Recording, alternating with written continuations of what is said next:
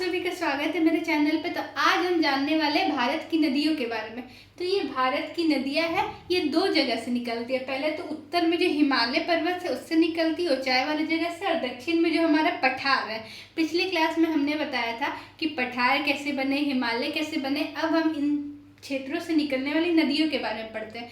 तो उत्तर भारत में मेनली 3 नदियाँ निकलती है, सिंधु, ब्रह्मपुत्र और गंगा। और दक्षिण भारत में छोटी छोटी बहुत सारी नदियाँ निकलती है। इसके बारे में आगे पढ़ते हैं। तो सबसे पहले सिंधु नदी के बारे में जानते हैं। तो सिंधु नदी यहाँ पे तिब्बत, जो चाइना के भी अंडर में, तिब्बत के पास जो है कैलाश मानसरोवर झील, उसी के पास से सिंधु नदी निकलती है। और ये सब नदियों में बहुत सारी छोटी छोटी नदियाँ आके मिल जाती है और अफवाह तंत्र का निर्माण करती है। अफवाह तंत्र भारत की मुख्य नदी और उसकी सहायक नदियों द्वारा बनाया गया क्षेत्र है, जो बहुत ही उपजाऊ होता है, रहने लायक होता है, खेती के लिए अच्छा होता है। तो उसे हम अफवाह तंत्र बोलते हैं। तो सिंधु नदी की मेन 5 सहायक नदियां हैं। नाम क्या है?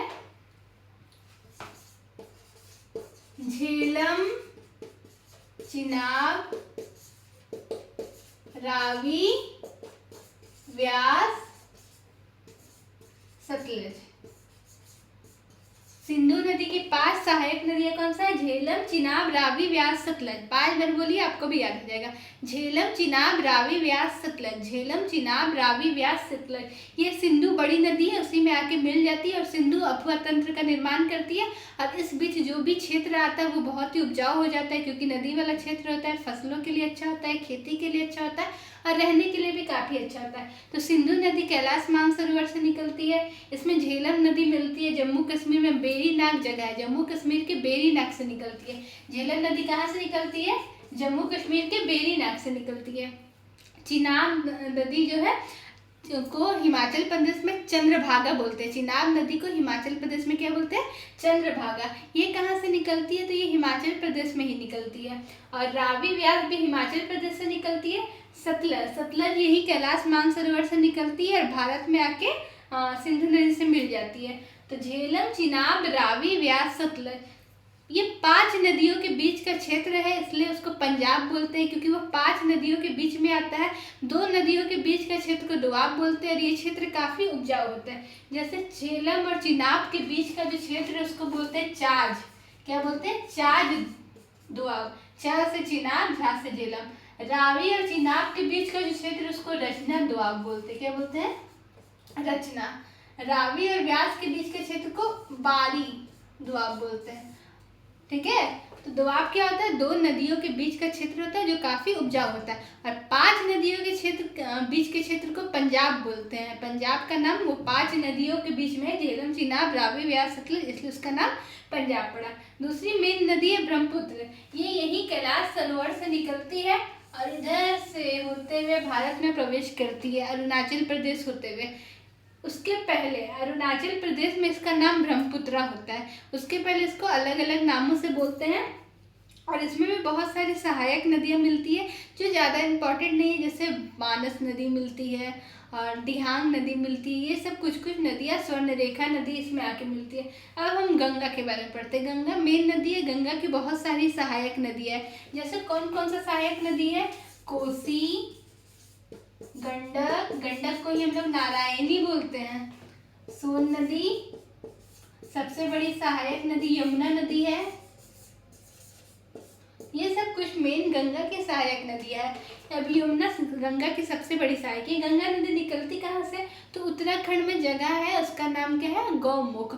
उत्तरकाशी जिले में गौमुख से निकलती है। ये गंगा का नाम गंगा बहुत बाद में पड़ता है। पहले क्या होता है? 2 नदियाँ निकलती है और आपस में मिल जाती है, फिर ये बहती है, फिर इधर से एक नदी बहती है, फिर इधर से एक नदी बहती है, फिर इधर से, सबका नाम पढ़ते हैं। तो यहाँ से जो नदी बहती इसको बोलते हैं अलकनंदा। क्या बोलते हैं?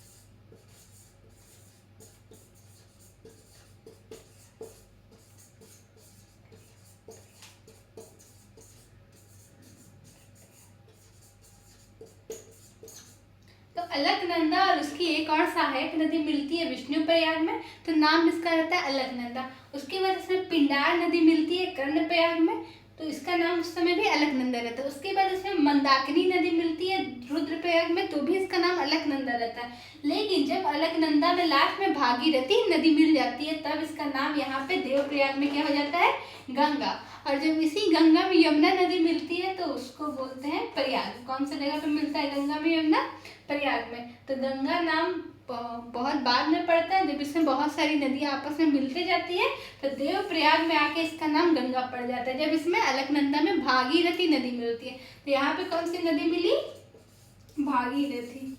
यहाँ पे मंदाकिनी, यहाँ पे पिंडार, यहाँ पे अलकनंदा और धौलीगंगा।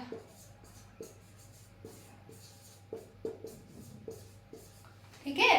अब उसके बाद उत्तर भारत की ये मेन यमुना नदी मेन सहायक नदी है, सोन नदी है, गंडक नदी है, कोसी को बिहार का शोक बोलते हैं, क्योंकि वो जब बिहार से गुजरती है तो इतना रास्ता बदलती है कि कब किस एरिया में बाढ़ आ जाएगा। उस एरिया में लोग रहते हैं, खेती करते हैं, अचानक उस एरिया में पानी आ गया तो बाढ़ आ जाता है, इसलिए कोसी को विश्वासघाती नदी बोलते हैं। ठीक है। गंडक को जो है नेपाल में नारायणी नदी बोलते हैं। ठीक है। सोन नदी अमरकंटक की पहाड़ियों से निकलती है, मध्य प्रदेश में अमरकंटक की पहाड़ियाँ वहाँ से निकलती है। यमुना नदी भी उत्तराखंड में बेरीपूछ नामक पहाड़ी से निकलती है। अब दक्षिण भारत की नदियों के बारे में जानते हैं, तो यहाँ पे दक्षिण भारत की नदियाँ है कृष्णा, कावेरी, पेन्नार, गोदावरी, नर्मदा, तापी। ये सब दक्षिण भारत की मेन नदियां हैं।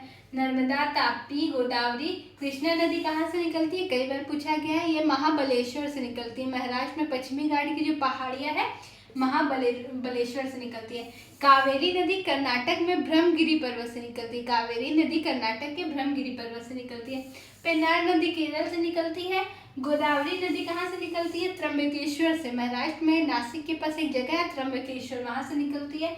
नर्मदा नदी कहाँ से निकलती है, अमरकंटक की पहाड़ियों से निकलते हुए यहाँ खंबात की खाड़ी में गिर जाती है।